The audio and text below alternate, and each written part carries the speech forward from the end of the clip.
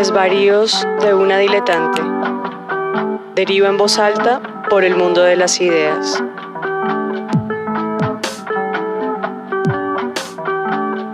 Entrégate conmigo a la asociación de pensamientos aparentemente inconexos.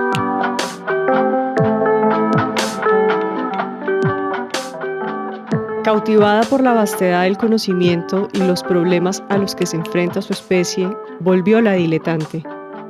Esta vez, sus cuestionamientos se centran en la soberanía alimentaria, ese derecho de los pueblos, países o uniones de estados a definir su política agraria y alimentaria sin dumping, frente a países terceros. Este concepto fue creado por Vía Campesina, un movimiento que congrega a millones de campesinos y campesinas, pequeños agricultores, sin tierra, mujeres rurales e indígenas, migrantes y trabajadores de todo el mundo que promueven la justicia social y la dignidad de los pueblos y que se opone a los agronegocios que destruyen las relaciones sociales y la naturaleza.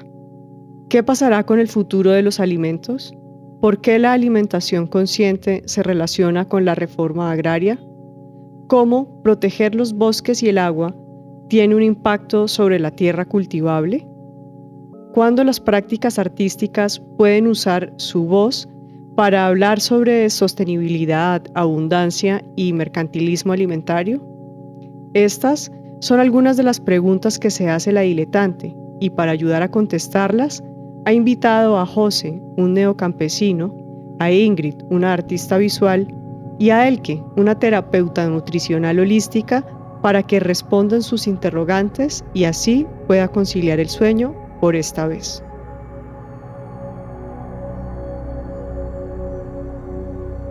¿Cómo piensan ustedes que la alimentación consciente ayuda a la soberanía alimentaria o es importante para la soberanía alimentaria? ¿Qué dice Elke, por ejemplo?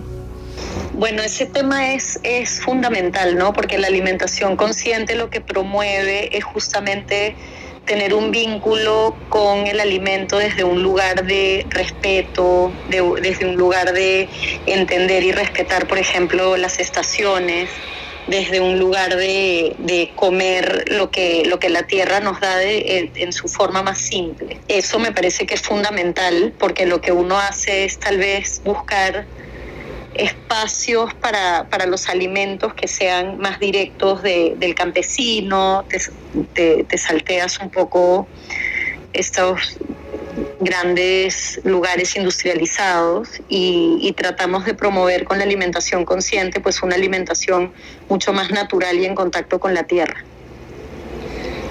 ¿Qué piensan ustedes sobre el concepto, por ejemplo, de acuerdo. ¿Qué piensa Ingrid, por ejemplo, que tú también cocinas? Justamente pensar en los modos de producción, ¿no? De dónde vienen esos productos, como ir hacia la fuente, es como una de las pautas más importantes de una alimentación consciente, ¿no? Y eso, sin lugar a dudas, nos lleva a una conexión directa con una necesidad de reforma agraria y se dirige justamente a los 6 principios de la soberanía alimentaria. ¿Qué piensa José? Que creo que tú tuviste una experiencia de transformación en tu alimentación, una transformación seria. ¿Y cómo piensas ahora que estás criando una niña, por ejemplo, en un entorno completamente rural? ¿Qué piensas de la alimentación consciente y por qué crees que la soberanía alimentaria tiene que ver con la alimentación consciente? Bueno, pues yo trataré de hablar en plural por lo que acaba de decir la diletante. Nosotros somos una familia de 7, somos 3 humanos y 4 canes. Sí, nosotros llevamos un proceso muy bonito. Mi esposa es vegetariana y yo, digamos que soy un oportunista. Entonces, pues si por fuera me ofrecen algún producto cárnico o lácteo, pues yo no tengo ningún problema, pero en casa trato de consumir de lo más cercano posible, incluido lo que estamos produciendo aquí. Olivia fue un momento bien interesante, Olivia, nuestra hija, porque te voy a colocar un punto sencillo, es una anécdota chiquitica y es remolacha. Nosotros odiábamos la remolacha, pero un día dijimos, ¿cómo le dices a un niño que es obligatorio comerla porque tiene tantas vitaminas, tantos minerales, si tú no comes? Y dijimos, bueno, comamos. Aprendimos a comer, nos empezó a gustar y después dijimos, ¿cómo le damos una remolacha llena de cualquier cantidad de productos químicos y que sea transportada durante 200, 300 kilómetros? ¿Qué le estamos dando? ¿Sí le estamos dando comida o le estamos dando petróleo que caminó 300 kilómetros? Y ahí fue que empezamos este gran camino. Entonces, creo yo que el ser consciente a través de la soberanía o ser soberano a través de la conciencia, 100% con todos los temas que nos estás proponiendo. Quizás estaría bueno que alguno de ustedes nos cuente qué es la soberanía alimentaria. Uh-huh. ¿Qué piensan que es? O quizás Ingrid, que digamos es tu tema de estudio, luego quisiera que tú me contaras y nos contaras a todos cómo un artista termina interesándose tanto en el tema de la soberanía alimentaria y cómo lo mezclas con tu hacer artístico. Y cuéntanos también qué es lo gastrosófico para ti en tu obra. A ver, la gastrosofía es mi tratado estético. El concepto de gastrosofía nace a finales del siglo XIX. Tiene más relación con el placer, con la belleza, con la buena mesa, con esta cosa más gourmand, más hedonista. Y yo retomo este término y me lo apropio y lo reformulo, ¿no? Hago una reinterpretación de él, estableciendo una analogía entre los procesos de pensar y comer, consumir, como procesos de interiorización del mundo, ¿no? Entonces, pues, somos lo que comemos, ¿no? Y cuando digo que somos lo que comemos, no es solamente lo que comemos, ingerimos, digerimos, sino también todo lo que leemos, todo lo que estamos interiorizando, ¿cierto? Mi obra siempre ha sido pues como de carácter político y comienza justamente con una crítica al capitalismo, a la sociedad de consumo. Y es por eso que yo también me apropio también de la deriva como un método de creación, de investigación, de creación y también de resistencia, ¿no? Entonces, en vez de buscar adquirir bienes y cosas materiales, pues digamos que he sido una cazadora de experiencias y de situaciones. Y eso es también como lo que he venido también trabajando en mi obra, ¿no? Y así es como llego a la cocina. Yo, cuando estabas hablando de la diletante, pues en eso me reconozco mucho, porque pues a mí me gusta como transitar no solamente espacialmente, sino pues por diferentes lenguajes, disciplinas, espacios de conocimiento y de encuentro. Y entonces cuando estaba estudiando artes visuales ya conocí la cocina como un espacio de creación, que también fue una gran sorpresa, porque yo fui voluntaria en un kibutz hace muchos años y no me gustaba para nada la cocina. Nunca me imaginé que llegara a ser lo que es hoy en mi vida. Y descubro en la cocina realmente un lenguaje artístico muy fuerte, que a mí me parece que es muy bonito, porque además es el único... Es la única expresión artística que logra provocar todos los sentidos, ¿no? Ajá. De verdad, ¿no? Como que es la única que alcanza a todos, y aparte de todo eso, pues en la cocina es donde se gesta todo, ¿no? O sea, alrededor de la comida tenemos una gran transversalidad, ¿no? Entonces ahí podemos encontrar ecología, economía, historia, antropología, política, cultura, arte, poesía, absolutamente todo se cruza en la cocina. Entonces es así como propongo el concepto de gastrosofía, y vengo como, aparte de crear diferentes provocaciones en diferentes lenguajes, entonces vengo también como interactuando con diferentes actores, ¿no? Entonces me he involucrado también con varios movimientos políticos, activistas, culturales, rurales, ¿no? Como conociendo un poquito de todo e intentando también llevar esas reflexiones y provocaciones con mi obra, ¿no? En diferentes lenguajes. Y así es como llego a la soberanía alimentaria. Yo estuve en un tiempo también siendo parte de un movimiento del slow food que se llama Disco Soup, que es en contra del desperdicio de alimentos. Y son acciones de intervención urbana en contra del desperdicio. Pues digamos que mostrando cuál es el nivel de desperdicio de alimentos en el mundo, que es gigante. La tercera parte de lo que se produce óptimo para el consumo humano se va para la basura por razones estéticas y de comercio. Y bueno, y de ahí en adelante como que me surgen más cuestiones y pues ahí empiezo como a acercarme, ¿no?, al concepto de soberanía alimentaria. Tú tocaste ahora un tema fundamental, ¿no? Que es el tema de la abundancia versus la hambruna y también todo el derroche que hace el sistema capitalista con la comida.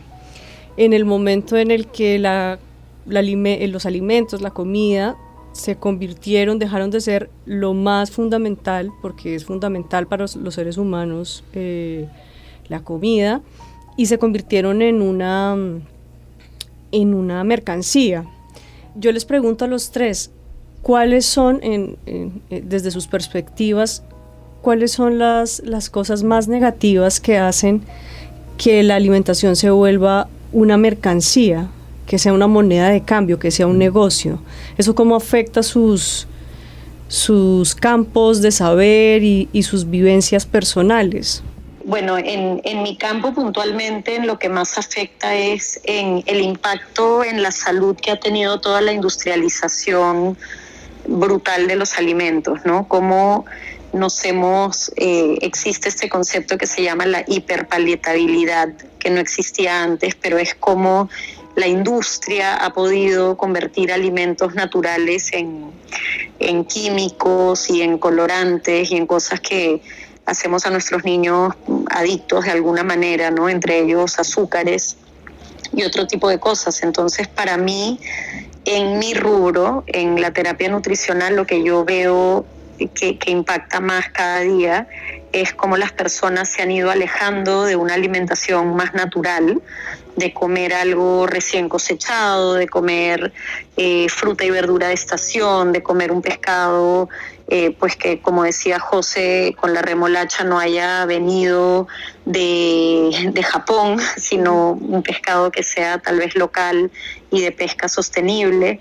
Entonces, en todo ese aspecto, el daño físico y con eso obviamente emocional y social que trae la mala alimentación y la industrialización es en mi campo lo que yo siento que afecta más. ¿Y tú, José, qué piensas? Yo creo que ahí podríamos también hablar luego de los transgénicos. Yo, entonces. Ajá.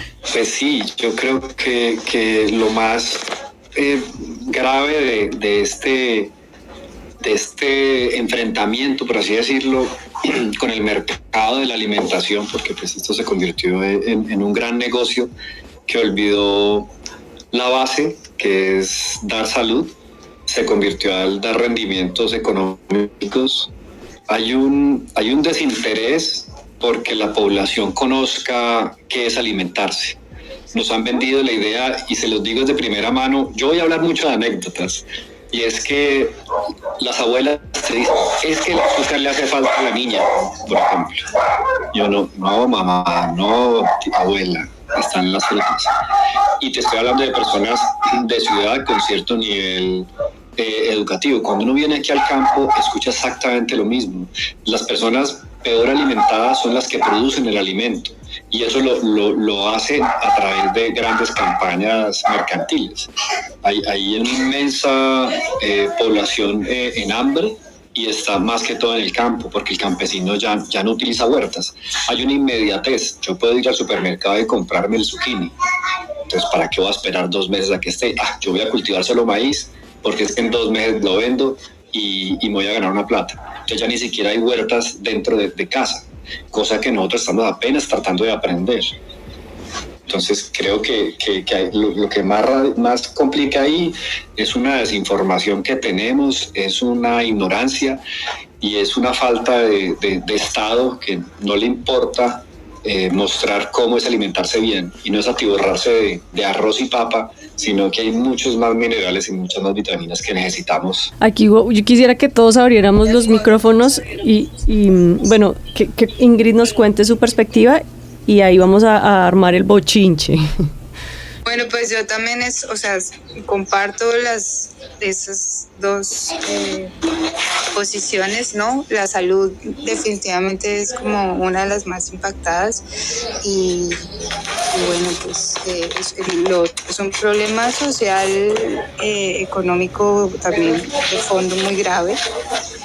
Y yo creo que una de las cosas más complicadas es toda esa cadena, ¿no? Entender cómo finalmente eso es un circuito que se alimenta, ¿no? Entonces por eso es que finalmente al Estado no le interesa, porque pues estamos en un mundo neoliberal, ¿no? Entonces finalmente quienes toman las decisiones políticas son las multinacionales y las grandes empresas, ¿no?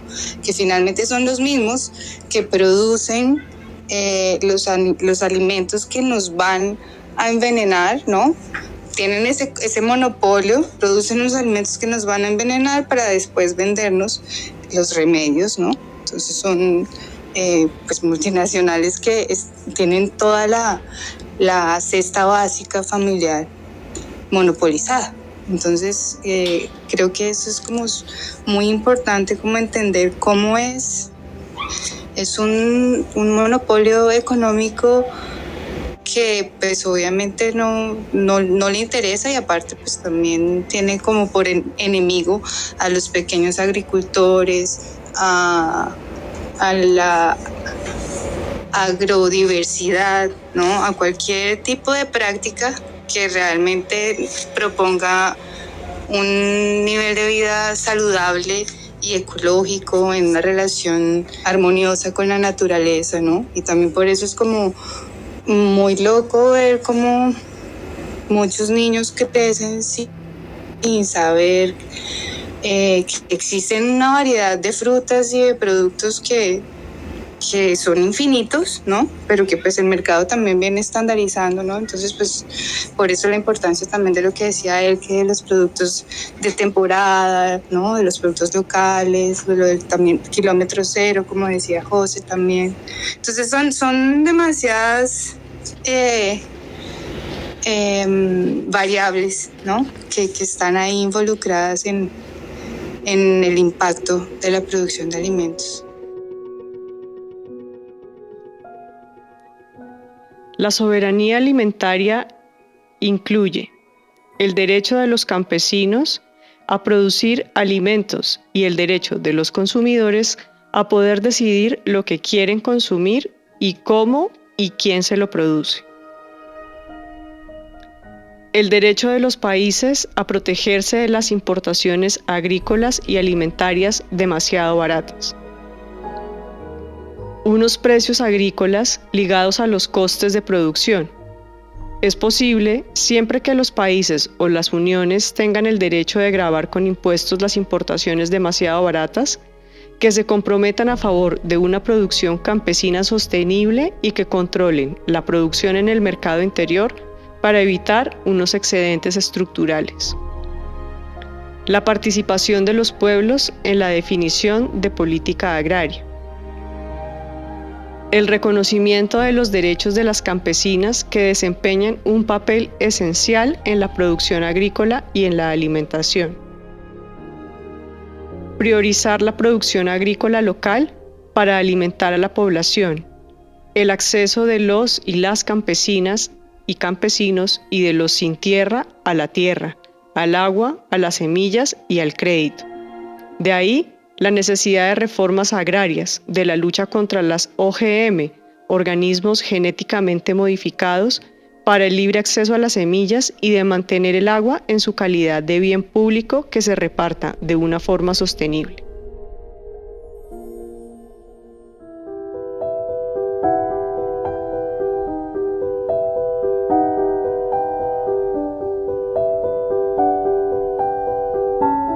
Si ustedes han tenido contacto con la comunidad, por ejemplo, el que tú, ¿dónde compras tus insumos para hacer tu trabajo de mesa sobre mesa? Igual Ingrid, bueno, yo sé que José come lo que cultiva o mucho de lo que come es de lo que cultiva. Y si ustedes han tenido contacto con comunidades que realmente hayan asimilado el ideario de la soberanía alimentaria que propone Vía Campesina, porque José ha tocado un tema importante que lo vemos acá en Colombia en muchos lugares, y es que muchas de las personas que cultivan la tierra en Colombia son gente que se alimenta mal y que además vive en la precariedad, ¿no? Por un montón de motivos que, retomando a Ingrid, pues son fundamentales para entender el tema de la soberanía alimentaria. Al ser el alimento un negocio, pues definitivamente, como cualquier cosa donde se acumula el capital, finalmente el que tiene el poder es el que tiene más tierra y más dinero, y empieza a hacer este dumping, ¿no? Empieza a sacar a toda la gente que lo produce y lo vende a otros lugares. Entonces quisiera que ustedes me contaran qué piensan sobre los campesinos, por ejemplo, en América Latina. Yo sé que en Europa las experiencias, por ejemplo, de Vía Campesina, que son los que empezaron a hablar sobre soberanía alimentaria, las cosas allá son distintas, ¿verdad?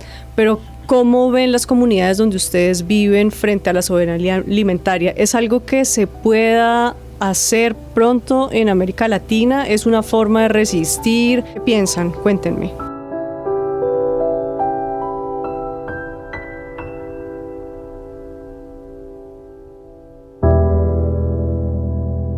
Pues por lo que yo vivo a más o menos 6-7 kilómetros del casco urbano de un pueblo que se llama el Carmen de Ural en Antioquia, Colombia. Nosotros llevamos acá 2 años y medio viviendo en la finquita. Es todo un mundo. Mira que uno dice, no, me fui a vivir a la finca y me convertí en neocampesino, en neorural. Y no, te cuento todo largo. Es un proceso de que yo me vine simplemente de citadino. Uno pasa de citadino a habitante rural, y del habitante rural uno ya pasa a neorural, y yo aspiro que Olivia, si sigue, ella sí pueda convertirse en campesina. Bueno, eso pues como por dejarlo claro. Por el otro lado de tu pregunta, yo veo muy complicada la situación campesina. Nosotros estamos en este sector es como el de los citadinos. Nos convertimos se llama La Hermosa, nosotros un sector dentro de la vereda que se llama La Hermosa, y la mayoría somos citadinos que nos vinimos al campo, o de abuelos campesinos que migraron y volvieron los nietos, pues según las abuelas, a devolver la pita. El cuento es que yo veo que el campesino no le está importando tener huerta. Yo veo que las huertas son ínfimas, mínimas o simplemente inexistentes. El campesino hasta el último centímetro cuadrado lo tumba de monte y lo llena de un solo producto. A los 3 meses lo llena de otro. A los 3 meses lo llena de otro. A él no le importa, porque la conciencia de por lo menos en este pedacito de la vereda, es de: yo recojo, por ejemplo, el repollo. Lo vendo muy mal vendido, porque lo venden pésimamente vendido. Y de ahí saco para mercar. Y te lo juro que dentro del mercado compra repollo. Así estamos hablando de la mayoría de los campesinos que están cerca, porque lo que digo, hasta 10, 15, 20 kilómetros realmente es muy cerca de un casco urbano. Entonces hay una problemática de fondo donde el campesino se le olvidó hacer huertas, donde se volvió fue parcero, donde se volvió fue jornalero, porque el jornal te lo pagan y tú compras el mercado. Entonces creo que ahí hay una problemática que va junto con el hambre, porque él compra arroz, papa y carne y para él eso lo llena la barriga y se acaba el problema, pero no hay una alimentación de fondo. Perfecto. Me gustaría escuchar a las chicas. ¿Qué piensa, por ejemplo, Ingrid y qué piensa Elke? Porque además ustedes están en lugares distintos de América Latina y las visiones sobre la tierra son muy distintas. Bueno, ahora tenemos unos estados que están tendiendo a volverse de extrema derecha y son fascistas y obviamente los campesinos son lo último en lo que se piensa, pero quisiera escuchar sus perspectivas desde sus respectivos lugares. Bueno, yo quería como retomar un poco lo que trajo José y yo también he observado ese gran problema, ¿no? De cómo la gente del campo, una gran parte, está dejando de cultivar, ¿no? Y justamente eso tiene que ver con la sociedad de consumo, capitalismo y el neoliberalismo. Y creo que justamente esa reconexión con la naturaleza es muy importante, ¿no? Y es de nuevo también como esa concepción del dinero, del bienestar, qué es salud, ¿no? El tiempo, es como el concepto de vivir bien, ¿no? Del buen vivir. Uh-huh. Entonces yo también comparto esa noción. Lo he visto, lo he evidenciado también aquí en Brasil. Por ejemplo, yo estuve en una zona que se llama Caatinga, que es como un ecosistema que es como casi desértico, pero todavía tiene una buena parte de vegetación. Y en este lugar la gente ya no plantaba nada, ¿sí? O sea, todo lo quieren comprar en la ciudad, en fin. Solamente como que crían animales para poder comer carne y el resto pues también hubo como un impacto muy grande en la tierra, ¿no? Entonces también las formas con las que se hicieron esas últimas plantaciones fueron devastando más la tierra y se fue perdiendo el conocimiento, ¿no? Es también como mantener el conocimiento ancestral de nuestros pueblos ancestrales es totalmente importante en esa lucha de soberanía alimentaria. Y eso también es una cosa que me parece muy destacable del movimiento Sin Tierra de Brasil. Es un movimiento de lucha por la reforma agraria, uno de los movimientos sociales más grandes de América Latina y que nace en 1984 y que bueno, desde esa fecha hasta ahora han conseguido grandes conquistas gracias a la organización y pues esto está conformada por todos esos campesinos que fueron desalojados, ¿no? Por los grandes latifundistas, ¿no? Entonces es de nuevo, ¿no? O sea, creo que la pauta, o sea, es definitivamente reforma agraria. Sin reforma agraria no existe soberanía alimentaria. Y bueno, sí, solo como por terminar, así como antes de darle la palabra a él, que también quería compartirles una cosa que fue muy bonita para mí en el 2015 aquí, y fue la primera feria nacional de la reforma agraria del MST en el Parque de Agua Branca, que es un parque emblemático de la ciudad de São Paulo. Y esto fue una gran celebración de agroecología. Sí, eso fueron pequeños productores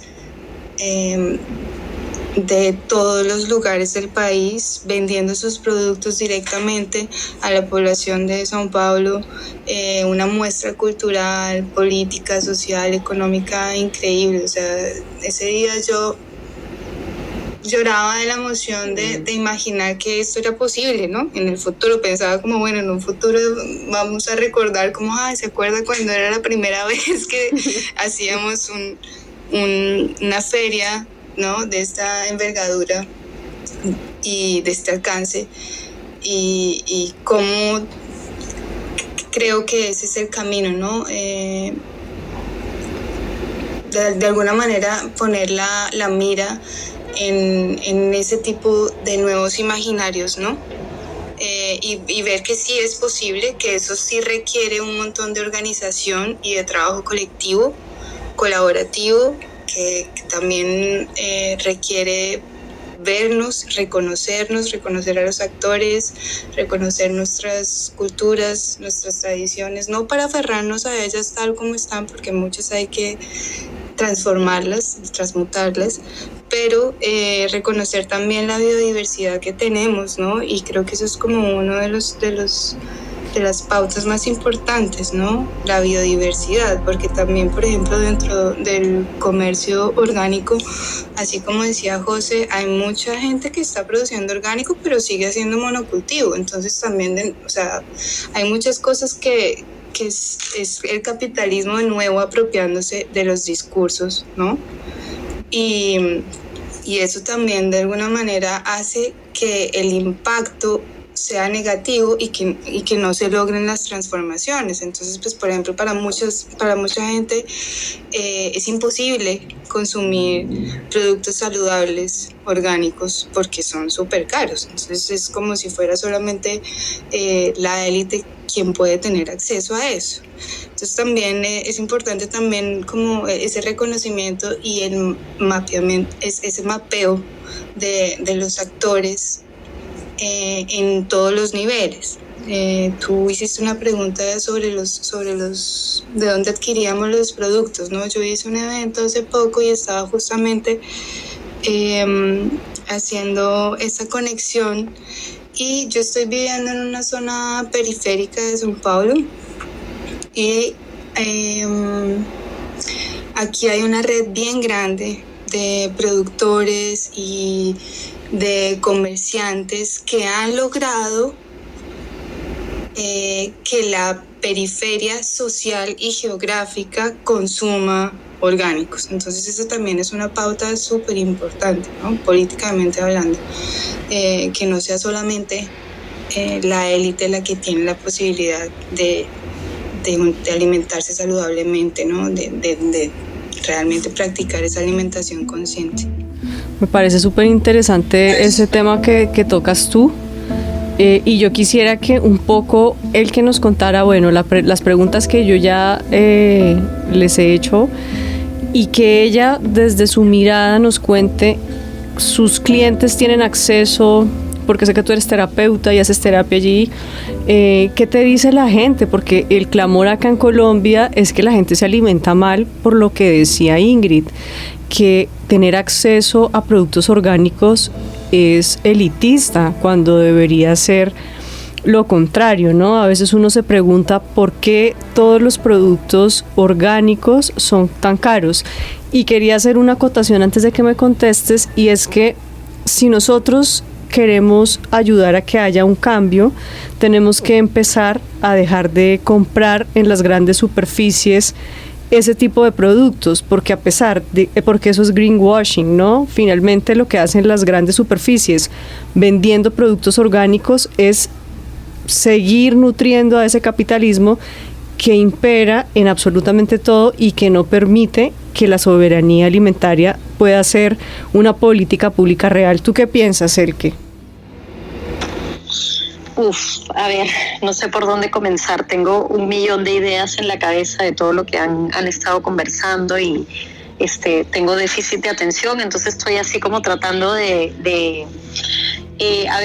la pregunta que hiciste al final con respecto a mis clientes, es inaccesible para el 99% de mis clientes tener una alimentación como la que sería ideal para mí, ¿no? Fruta y verdura de estación orgánica, carnes de pastura sin antibiótico, pesca sostenible, lácteos que vengan de la sierra de queseros chiquitos, ¿no? Entonces, todo este tipo de cosas para muchas personas es imposible y para mí es un reto ayudar a poder ver las opciones para que no caigan dentro de comprar en el supermercado lo que les propongo. Entonces ahí vengo a este nuevo movimiento que se está dando en Lima, que es algo que rescato muchísimo, que se ha dado a raíz de la pandemia, que tiene que ver con estos mercados itinerantes que han aparecido y se llaman agroferias, y lo que se hace es que todos los viernes y sábados en todos los puntos de la ciudad, y aquí sí no hay ningún tipo de discriminación, en toda la ciudad hay estos mercados donde se invita a los agricultores a traer sus productos y venderlos. Entonces la gente va con sus bolsas, compra, no le compras directamente al campesino, y esto ha plagado la ciudad y es una nueva forma de comprar que la gente está aprendiendo, que yo promuevo mucho. Entonces muchas veces lo que yo digo es: olvídate de la palabra orgánico, ¿no? Porque eso también es algo como un poco trendy y tal vez no hay que enfocarnos tanto en lo orgánico, sino yo me quedo satisfecha si yo sé que mi producto viene de un agricultor local, que él ha sembrado, que está sembrando de estación, para temas de accesibilidad de mis clientes, ¿no? Eso encuentro que es muchísimo mejor y más valioso que comprar en un supermercado gigante donde efectivamente consigues productos orgánicos pero que cuestan 10 veces más, y en ese sentido pues sigues apoyando a que esta soberanía no se pueda dar, ¿no? Con respecto a dónde compro yo mis cosas, es una locura porque yo todos los lunes pido a mis proveedores locales. Entonces tengo a Celia, que es una campesina de Pachacamac, que está acá a pocos kilómetros de Lima. Celia tiene su fundo, ella me trae mi fruta y mi verdura, lo que ella siembre, ¿no? Hay como, ella sabe esta cantidad y ella me trae lo que toque. Tengo mi pescadero, tengo mi carnicero que trae carne, claro, eso sí es un poco más lejos, de Oxapampa, pero es de pastura, y voy comprando un poco así, ¿no? Voy tratando de encontrar proveedores a los que yo pueda ayudar y completar el círculo, ¿no? Completar el círculo de la tierra y de que venga directamente a mi mesa sin tener que pasar por terceros o por estas empresas gigantescas.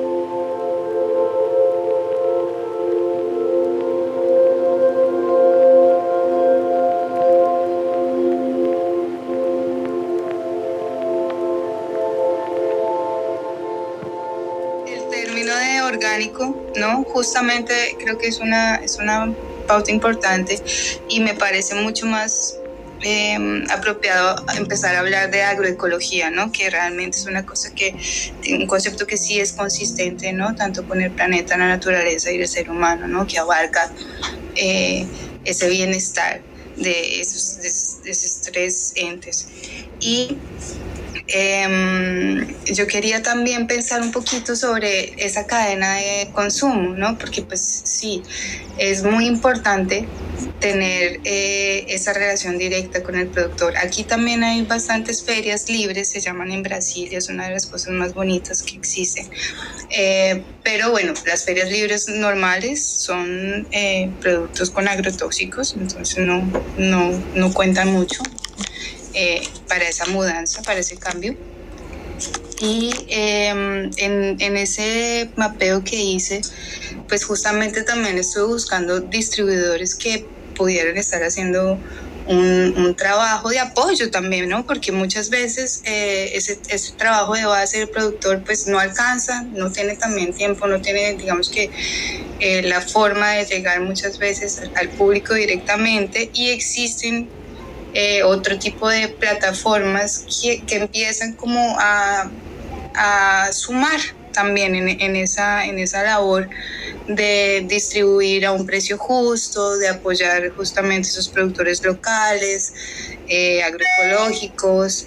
Entonces, yo también creo que es importante como reconocer esas iniciativas dentro de esta instancia de comercio y de transporte, porque pues finalmente el transporte es el que más gana y el que más impacta. Entonces, también en esos eslabones de la cadena es importante como empezar a ver cómo se puede cambiar, porque muchas veces, y por ejemplo en ciudades tan grandes como São Paulo, pues muchas personas no tienen la forma, la dinámica, la disponibilidad de poder acceder a los productos directamente del productor, ¿no? Entonces también es importante como repensar eso, ¿no?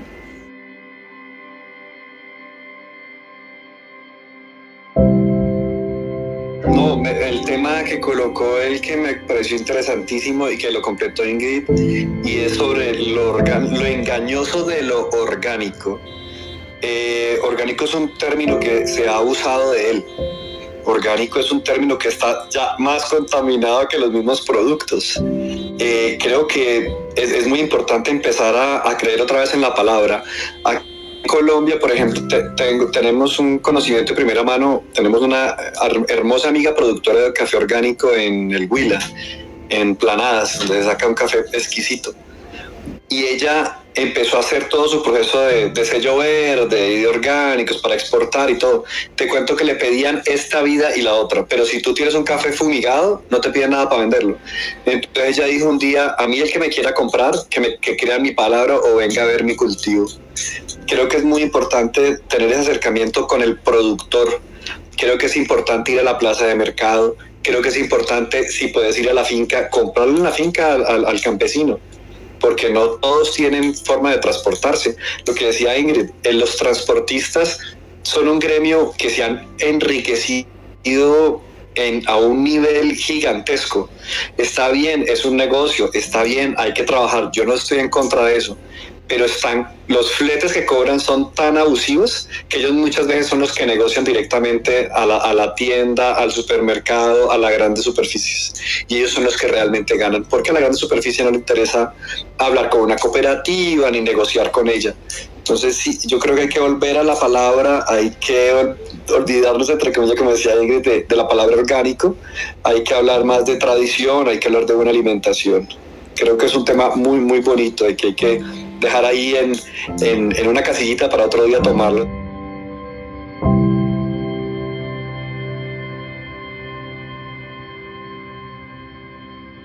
Ustedes han traído a colación, esto nos lleva a hablar sobre las semillas, ¿no? Porque para el tema que hoy estamos abordando, las semillas también son importantísimas. ¿Nos quieren contar qué piensan, por ejemplo, de las semillas y de las semillas orgánicas, de la OGM, que son estos organismos genéticamente modificados? ¿Qué piensan ustedes? ¿Qué piensa el nuevo campesino? ¿Tú usas, por ejemplo, semillas de qué tipo? Cuéntenme un poco qué piensan sobre eso. Pues nosotros en este momento estamos apenas creando nuestro pequeño banco de semillas, de frijoles, de calabaza. No es fácil, y menos cuando uno no tiene conocimiento, pero es muy enriquecedor. También compramos plántulas a campesinos que se están especializando, son poquitos, pero se están especializando en la producción de plántulas para neorurales que no tenemos la paciencia ni la dedicación para esperar pues a que la espinaca para esperar que la espinaca pues espigue y saque la semillita. ¿He cultivado semillas de paquete? Sí, no puedo mentir, las he cultivado. Me ha ido bien, me parece que la germinación es al mismo tiempo, me parece que sale el mismo porcentaje, es más, creo que me sale menos porcentaje cuando es tratada, pues ya es industrial, que la campesina. Porque es que ella ya está adaptada a mi altura, a mi ecosistema. Si yo compro, porque me he dado cuenta, a veces la gente me regala, mira, te compré estas ¿cómo se llaman? Estas zanahorias. Y yo vi qué chévere, me doy cuenta y son chinas, empacadas en Canadá, pero la semilla es china. Y uno dice, wow, las coloqué más de 100 semillas, salió una sola. Todavía no se ha madurado, tengo que ir a darle vuelta. Entonces, a través de los transgénicos, bueno, si el problema es el hambre, uno diría, pues entonces está solucionado pues a través de transgénicos. Pero es que no solo la problemática de la vida y del mundo es hambre, es la alimentación, es ser consciente, es que alimentarse bien. Entonces creo que las transgénicas no lo han logrado. Las transgénicas falta mucho estudio, hay gente con alergias muy extrañas. Mira, Oli es una niña que compramos fresas acá orgánicas de un cultivador grande, medianito que tenemos acá que se llama La Plantinera, que no sé si puedo hacer ese tipo de comentarios, pero bueno, se llama La Plantinera. Olivia se come un paquete entero y no hay problema, porque yo no las he podido producir acá. Salimos el otro día, un domingo, con mi familia y en una de las ensaladas había una fresita. Olivia se la comió, ¡pum!, se brotó completamente. Entonces, a mí me dan mucha desconfianza en las transgénicas, es porque me parece que falta mucho más estudio. Que son una solución al hambre, sí. Una solución a la alimentación, no creo. Bueno, yo difiero de José en cuanto a que son una solución al hambre, porque realmente, de nuevo, después de toda mi inmersión en el tema del desperdicio, para mí es una gran falacia, ¿sí? Esto de la escasez es una gran falacia.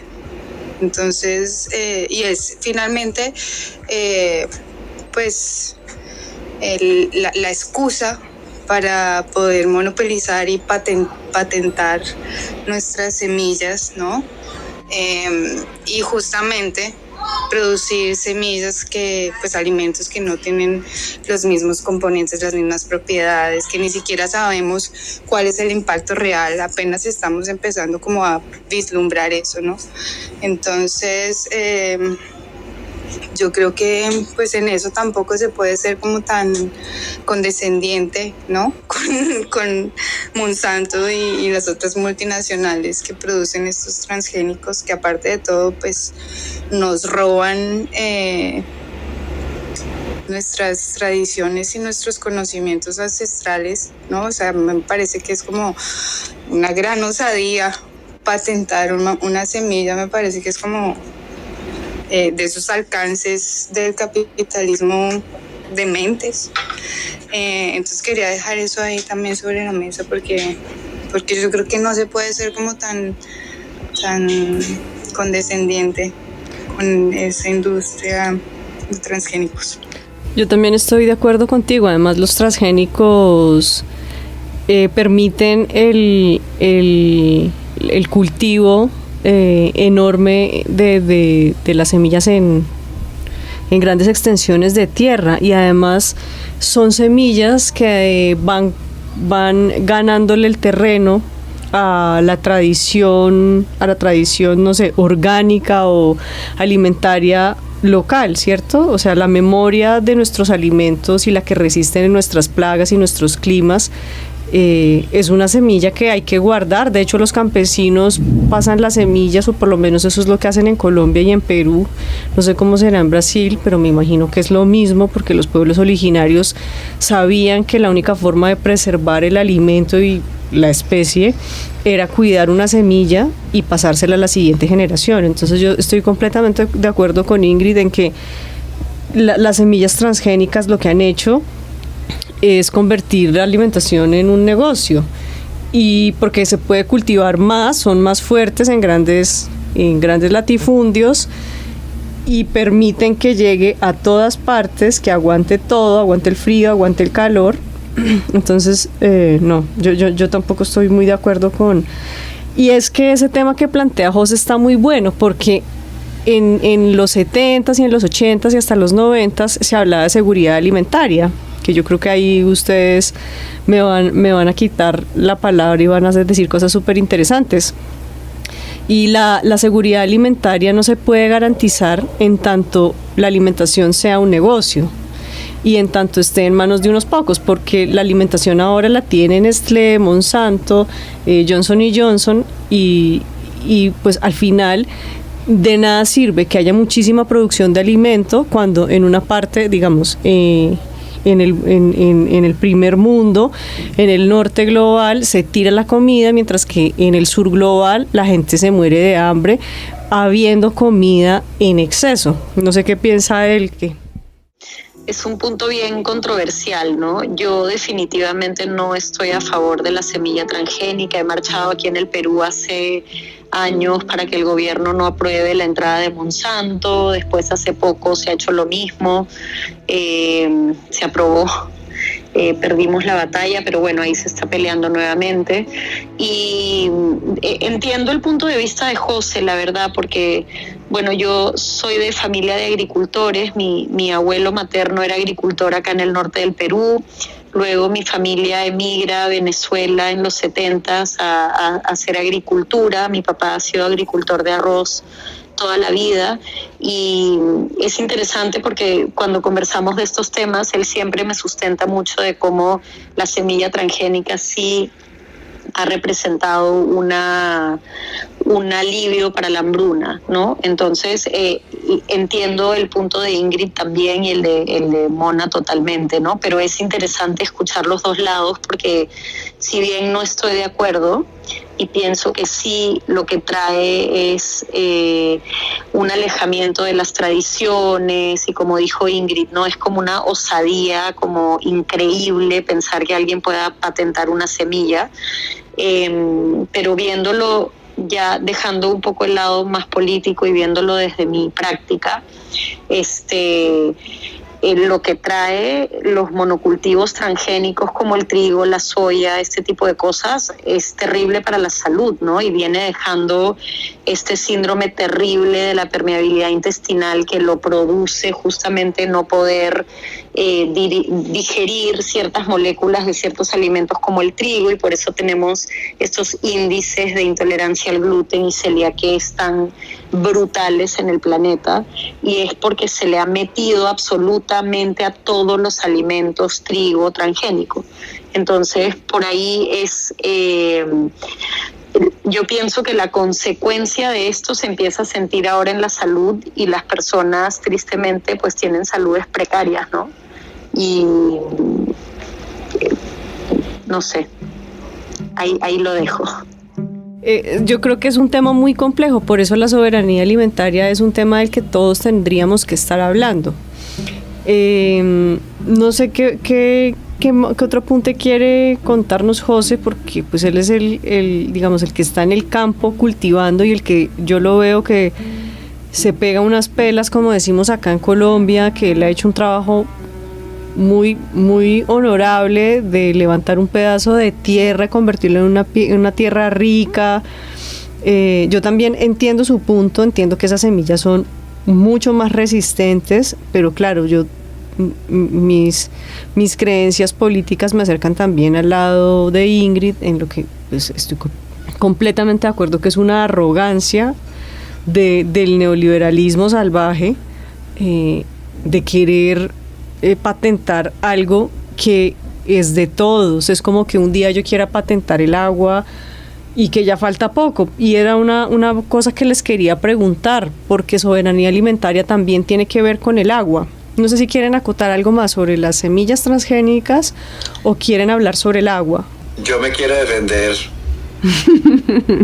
Dale. No, yo no es que esté... O sea, yo lo que veo claro, esto es una canallada. Ingrid tocó el tema de primera hace 47 minutos y fue neoliberalismo. Y yo sé que es una canallada absoluta el querer patentar vida. No ahorita, pero creo que puede llegar a ser si fuera social, sería una gran herramienta. Si hubieran más estudios, podría convertirse en una herramienta. Ahorita se convirtió en un arma. Yo no las uso, o sea, lo que os digo, yo me compré un sobrecito y no funcionan porque yo tengo demasiada biodiversidad. Mi huerta está al lado del monte que estamos construyendo, del bosque. Y casualmente esas semillas fueron las más atacadas, no aguantaron el clima, no pasó nada con ellas. De 100 semillas, solo una zanahoria y nunca maduró. De espinacas nunca me salieron nada. Utilicé orgánica, utilicé campesina y esas me producen y me producen y me producen. Entonces yo no estoy a favor de Monsanto, que además, si no estoy mal, el año pasado lo compró Bayer, que es el productor de glifosato, que eso es una porquería, que cuando fumigan aquí otro tema, que antes que pena, yo revuelvo mucho, también tengo déficit de atención. Y es que frente al orgánico, yo produzco lo más limpio posible, o sea, mi espinaca es lo más limpio posible, pero yo nunca voy a poder decir que es orgánica ni que es al 100% pura. ¿Por qué? Porque a 150 metros yo tengo un cultivo de pimentón. Cuando fumigan allá, a mí se me vienen a morir las abejas acá. Por contaminación de vientos, te lo juro que mi espinaca debe tener alguna concentración de glifosato. Entonces, no estoy a favor de ellos, los odio, los aborrezco. Acá en la comunidad, acá tenemos mercado campesino y también la mayoría no lo usa. Pero digo que si el espíritu humano fuera noble, podría llegar a ser una gran herramienta. Lastimosamente los humanos somos unos monstruos.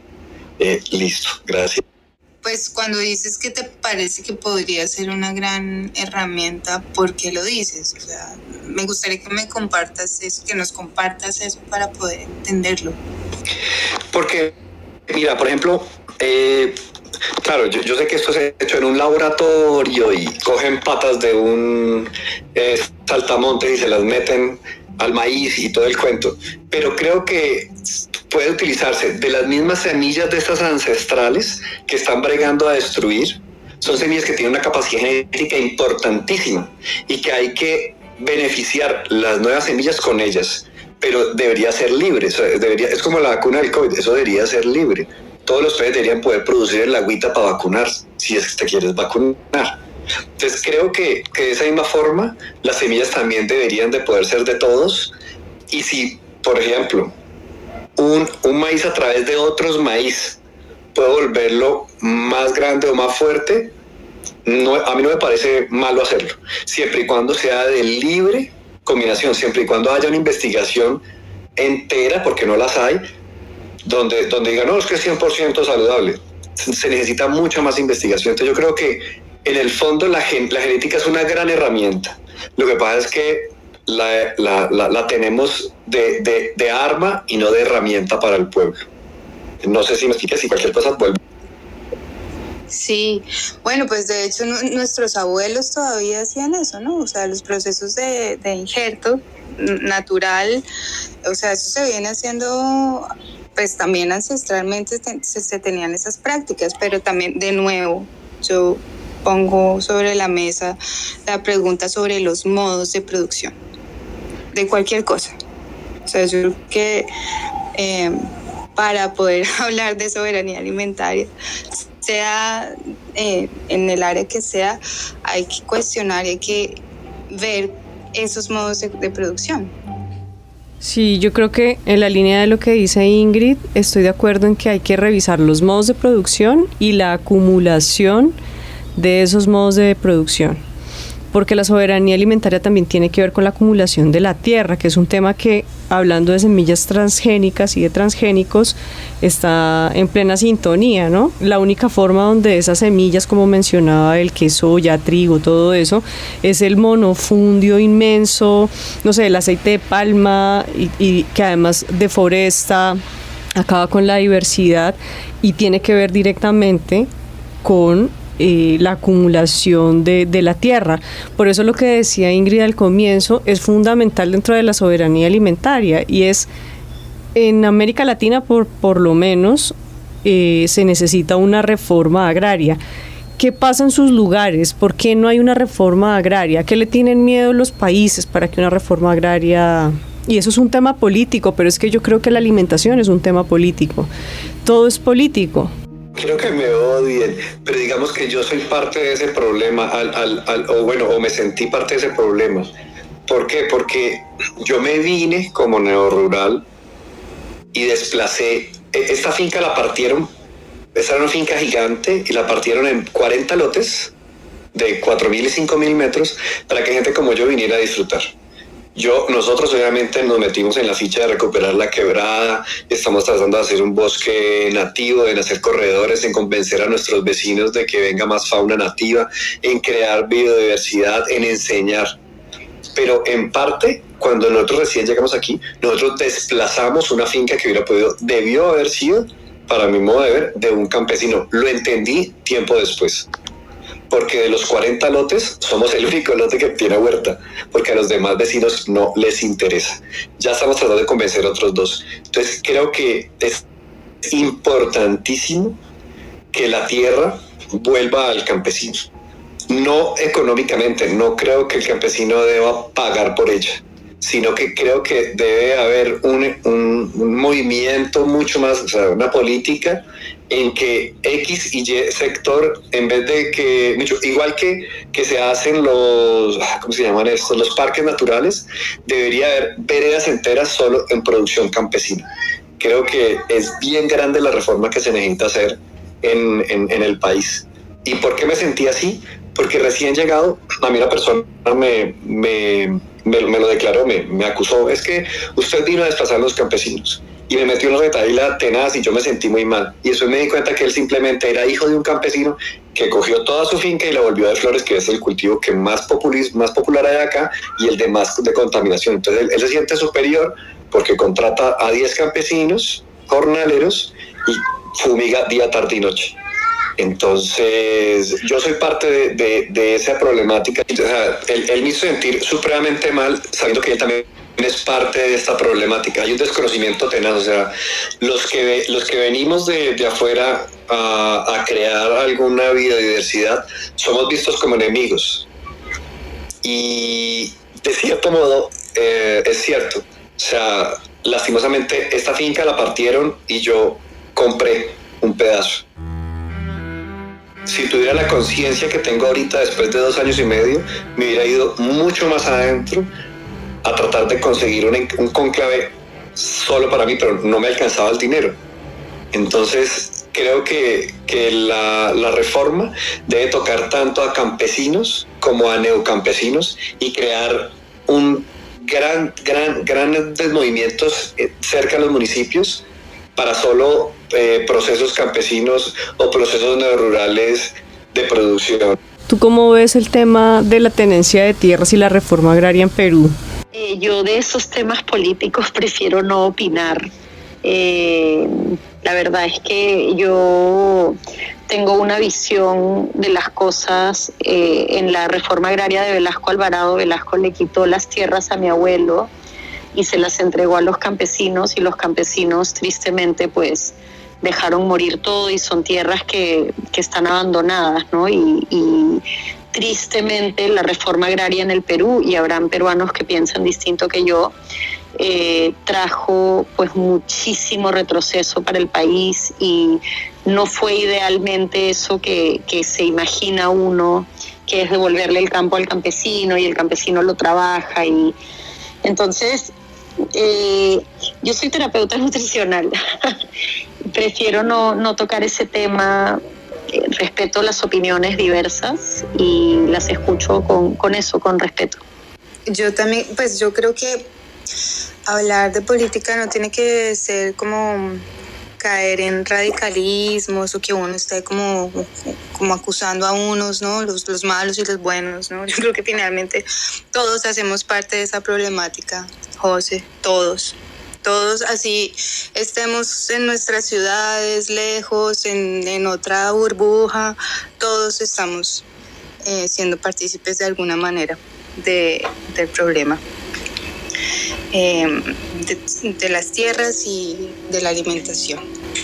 Entonces, pues yo creo que justamente esa pauta política es importante, porque así como es importante, ¿no?, nuestras pequeñas acciones desde nuestros lugares, desde nuestras elecciones de alimentación, y también un poco lo que eso requiere, ¿no? Requiere también salir de nuestra zona de confort, ¿no? O sea, no ir al supermercado que nos queda al lado porque pues no tenemos tiempo, porque tenemos un montón de demandas, ¿no? Y ahora pues cada vez no, el inmediatismo es más fuerte, ¿no? Entonces, de nuevo, pues todo está muy pautado por esta sociedad de consumo.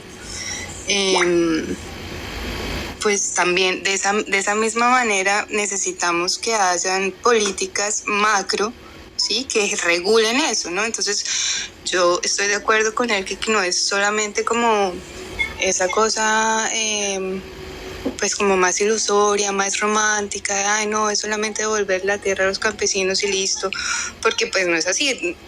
De hecho, como tú nos contabas, ¿no? Ese fenómeno de los campesinos que dejaron de cultivar la tierra, que también están, digamos que con sus perspectivas un poco más urbanas, pues es un fenómeno que hace parte justamente de esta sociedad mundializada, de este modelo económico globalizado, ¿no? Pues obviamente si yo tengo acceso a otras cosas, pues también voy a querer conocer de eso, ¿no? Eso también hace parte de eso. Entonces también por eso es que es importante traer una pauta política a nivel macro.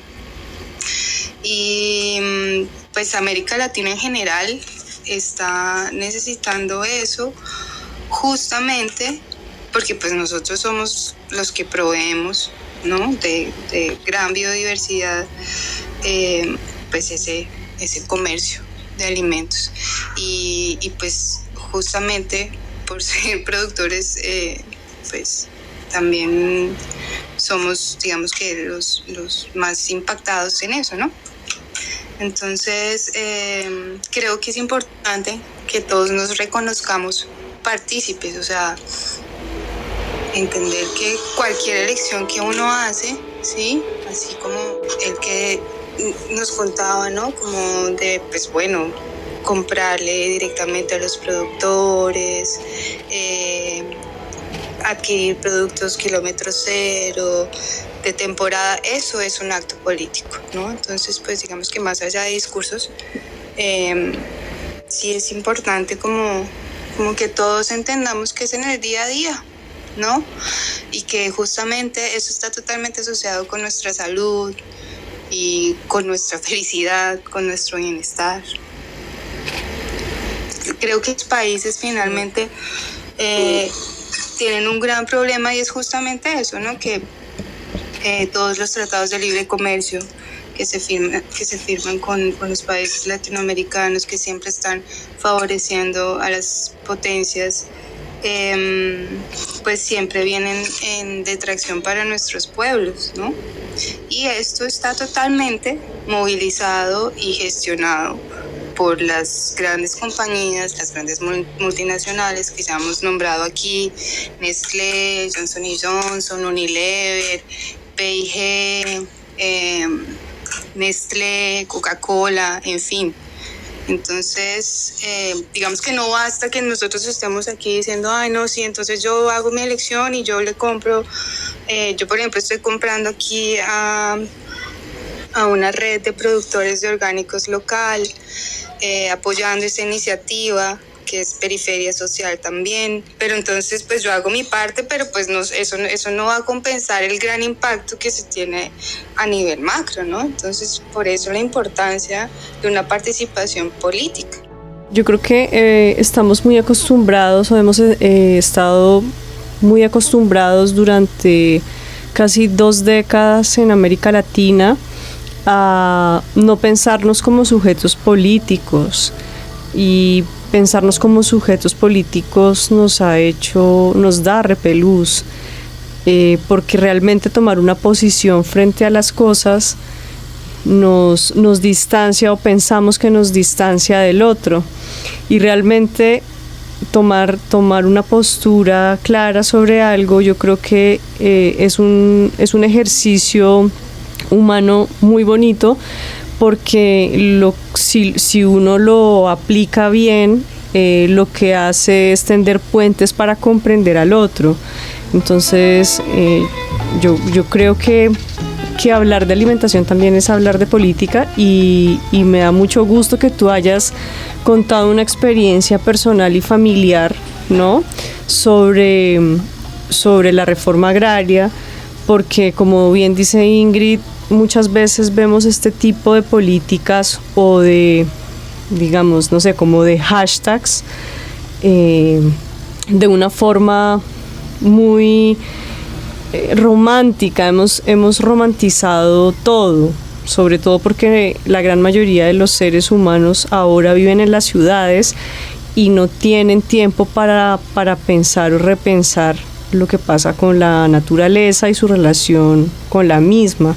Entonces a mí me parece que tu aporte es fabuloso en ese sentido, en que quizás por muchísimos motivos no salió bien, y es importante escuchar esa voz para que si en algún momento vuelve a haber una reforma en Perú o en Colombia o en Brasil o en cualquier lugar de América Latina, no se vuelvan a cometer esos errores, porque son esos errores los que nos han traído hasta acá. Entonces a mí tu aporte me parece valioso y considero que lo político está en lo pequeño y en lo grande.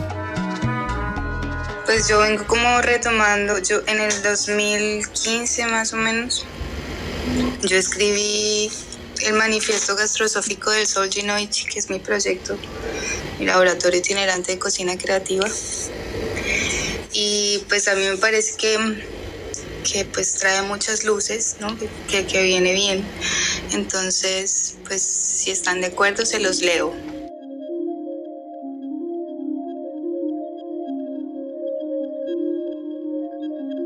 Manifiesto gastrosófico del Solzhenitsyn. Que se enciendan las papilas y estallen las pupilas. Queremos aromas de colores estridentes, texturas que nos hagan cambiar de piel, sabores de notas infinitas, agudas, graves, picantes, agridulces, cálidas, perfumadas, crocantes, capaces de revolucionar los oídos y de embriagarnos hasta la punta del pie. Nos aventuramos sin reservas en la búsqueda de la piedra gastrosofal en el camino infinito del goce. Borramos las líneas imaginarias que separan al alquimista del pincel y la tinta. Bajamos de la falsa altura para volver a mirar de hombro a hombro a la poetisa del día a día, la provocadora, la insurrecta, la cocina. Tenemos hambre de ser. Interiorizamos el mundo a través de la tripa. Estimulamos los sentidos, degustamos la vida. Masticamos ideas, digerimos sentimientos y percepciones para finalmente expulsar proposiciones para el cambio. Somos hedonistas, conspiradores de placer, perseguidores incansables de la alegría, provocadores de irreverencia, porque nuestra fe es reexistir. Nada como hacerlo tú mismo o hacerlo con otros. Comer es una acción análoga al ejercicio del pensamiento. Cocinar, un acto poético, político y artístico. En cada trozo saboreado devoramos bocados de realidad o fantasía, amor o violencia, sueños o resignaciones, abuso o justicia. Cada alimento tiene una historia, un planteamiento social, económico y antropológico. Nos interesan los personajes que día a día labran la tierra para entregarnos el alimento. Les agradecemos por bendecirnos con su arduo trabajo. Aborrecemos a todos aquellos mercenarios que se enriquecen de forma exponenciada gracias al trabajo del honesto. Nos declaramos terroristas, maestros de la improvisación. Nuestro método, la deriva. Nuestra táctica, el juego. Nuestra fuerza, yo, tú, él, nosotros. Nuestro código, el pirata. Nuestro mapa, el arte interdependiente. No tragamos entero. Dudamos del statu quo y huimos de las cavernas. Combatimos a aquellos que están a gusto con la vida, recordando que ese es el lema de Nestlé, porque afirman que el agua no es un derecho y sí un bien comercial. Nos abstenemos de comprar el elixir de vida porque uno no compra lo que ya le pertenece y porque no queremos más plástico. Punto. Apoyamos al pequeño productor, la tienda de barrio, el centro de abastos, el mercado campesino, la cocina artesanal, el cultivo agroecológico, los productos locales y de temporada. Tiramos abajo las cadenas industriales de comercio y de cualquier forma de opresión instaurada por las multinacionales y el neoliberalismo. Queremos que caigan la economía global y sus tiranos. Héroes, los guardianes de semillas que custodian el único futuro soberano, una esperanza en los intersticios, y allí encuentran nuevas especias para condimentar la pulpa sosa de la sociedad de consumo. Nos reinventamos día a día, tomamos las calles y ocupamos el espacio público. Sean todos bienvenidos, la ciudad es nuestra. Rendimos culto a la Pachamama, a todos los dioses ancestrales, al agua, la tierra, el fuego, el viento, el cielo. Resonamos con todos los astros hermanos porque somos polvo de estrellas, cuerpos incandescentes sedientos de belleza hecha alimento. Reverenciamos los frutos divinos desde la cáscara hasta el tallo. Gozamos con cada bocanada ácida, dulce y jugosa de una fruta carnosa. Combatimos el desperdicio y desenmascaramos la naturaleza de la escasez orquestada. Entendemos que la carne no viene en bandeja, las verduras y legumbres tampoco. Que sea el fin del icopor, sabemos que no existe mejor empaque que el diseñado por la naturaleza. Salve Creadora Todopoderosa.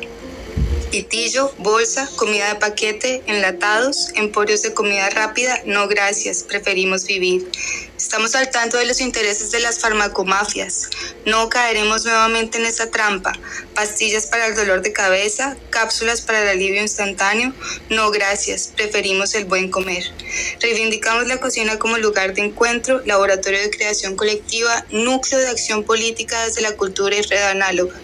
Deliramos con cada cucharada de tradición, rechazamos la gourmetización y las falsas poses de la alta gastronomía que sirve y promueve las demandas capitalistas. Abrazamos la simple y bella culinaria, la de casa, la que nos permite viajar a través del tiempo y el espacio en el primer contacto con el paladar. Nos levantamos en contra de los atropellos al consumidor. Las letras chiquitas nos insultan. Queremos saber qué comemos. No soportamos más las luces de espectáculo de los supermercados y evitamos con vehemencia poner un pie en aquellos antros. Que tiemblen los espíritus al tragar, porque los nuevos tiempos se aproximan. La revolución de la cuchara está llegando y no viene para dar un giro, lo hace para dar la media vuelta. Nuevos aromas se aproximan. El sol anuncia su salida del plato. Viene con nuevos horizontes donde instaurar la cocina como un nuevo lenguaje de la plástica, proponiendo un nuevo orden de los sentidos en la interacción del público con la obra. Buenas aventuras gastrosóficas vendrán. Salud y buen provecho. El sur es nuestro norte. Me lo tatúo, eso está hermoso.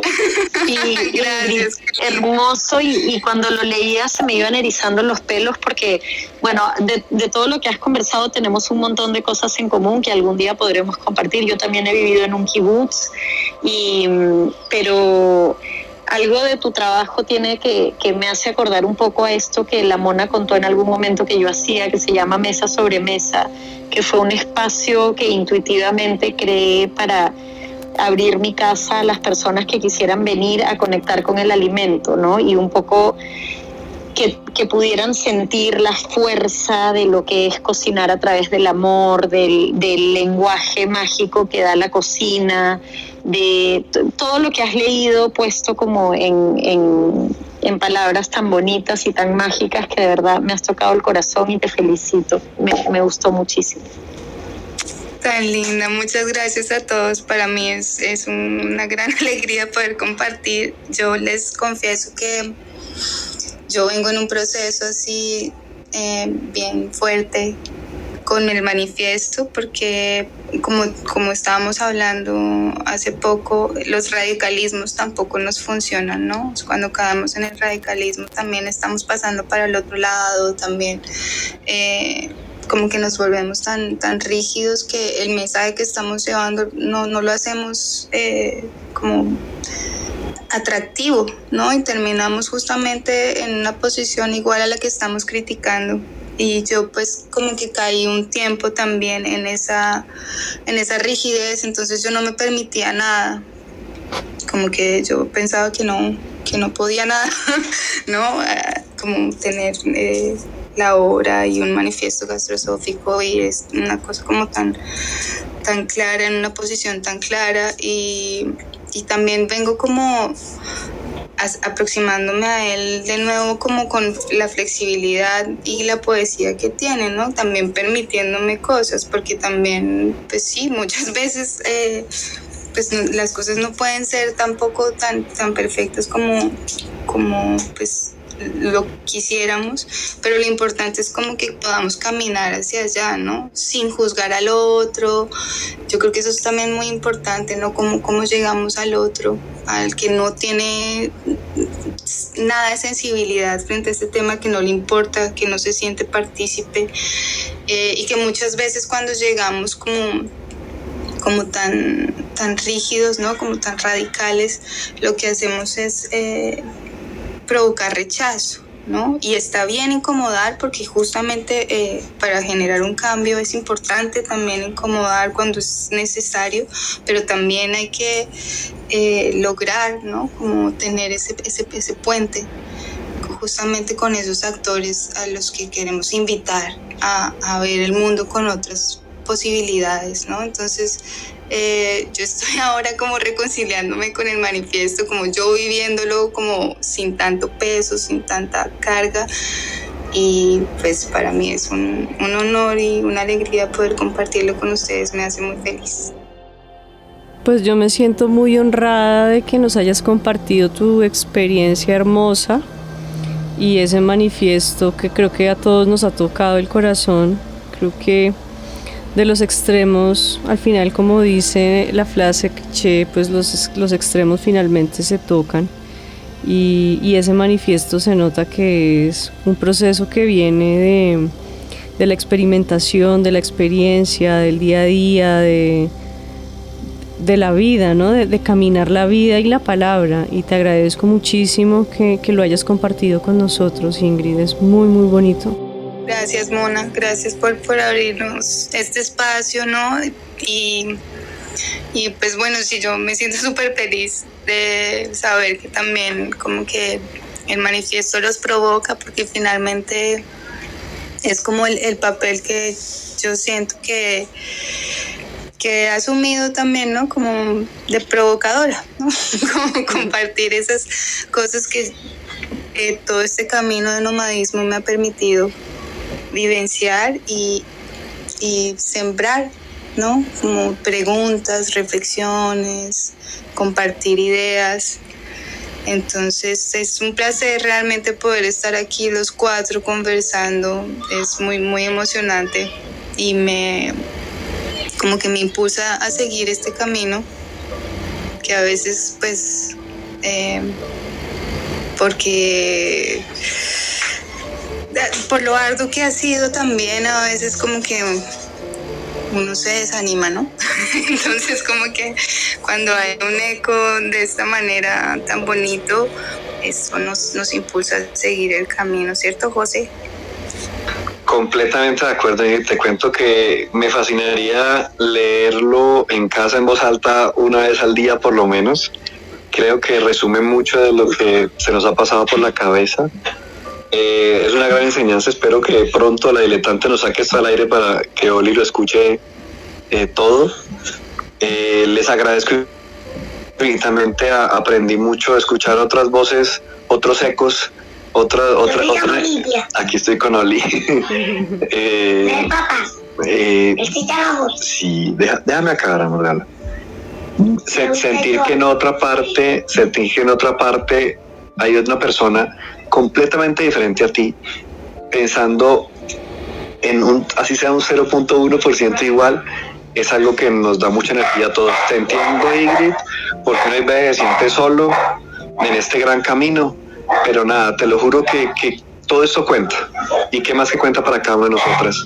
Yo les agradezco infinitamente y me siento privilegiado al ser el único niño entre ustedes, grandes damas. Gracias. Yo también quiero despedirme y agradecerles muchísimo. Ha sido un honor. Me ha encantado estar acá. Me encanta también ir expandiendo nuestras redes, haciendo uso de estas herramientas tan bonitas que nos pueden poner en contacto con personas en otras partes del mundo, y saber que tenemos amigos, como dice José, pensando cercanamente a nuestros pensamientos. Y bueno, pienso que cada día somos más y que podemos transformar vidas, y que nada, aquí en Perú tienen una amiga para lo que necesiten. Les agradezco infinito su voz, lo que hacen. Por favor, continúen haciéndolo. Es muy importante lo que ustedes hacen en cada una de de sus experiencias vitales. Ustedes son muy importantes para que el mundo cambie. Y yo sé que a veces es difícil y sé que hablar de estos temas a veces puede ser espinoso, complicado. Y así como decía Ingrid, uno al final yo pienso que también es como una especie de cruz, pero pues ser pionero y ser abanderado y estar en un nivel de conciencia un poco más conectado con la naturaleza y con la vida, no es fácil, pero les agradezco mucho que hayan elegido ese camino y que nos sigan enseñando y que sigan siendo un faro, porque al final son un faro y yo tenía muchas ganas de que los demás los escucharan, de ponerse en contacto con sus experiencias, con sus conocimientos y con todo eso que nos tienen por entregar. Mil gracias por este tiempo. De verdad, como dije al comienzo, los admiro muchísimo a los tres, los quiero, los aprecio y gracias por este tiempo. Un abrazo inmenso y muchos, muchos besos.